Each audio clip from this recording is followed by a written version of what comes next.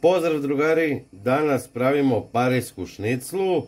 Sve što nam je potrebno je 2 jaja, so, ulje, brašno i 4 šnicle. Ja ću koristiti laskare ili kremenadla bez kostiju.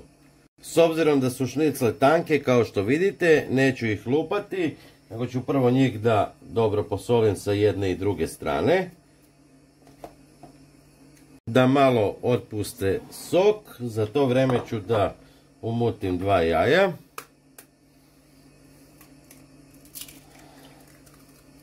Evo ovako. I sad je najbitnije, znači, šnicla da se dobro potopi u brašnu.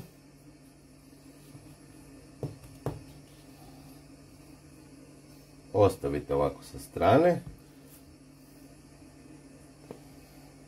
Evo ovako i idemo da stavimo ulje da se greje. Stavljam tiganj, sipam znači onako malo više ulja. Kad se ulje zagrijalo, uzimam šniclu i dobro potopim u jaja.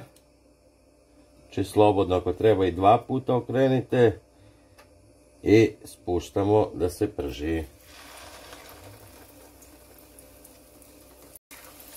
I ne diramo ništa 1-2 minuta. Nakon 2 minuta okrećem. I ne diram 2 minuta ništa. Nakon 4 minuta okrećem još minut sa jedne strane i minut sa druge strane. I to je to. Ako koristite svinjski but ili neko malo tvrđe meso, treba će koji minut duže, ali ove šnicle su tanke, tako da nekih 6-7 minuta sasvim je dovoljno.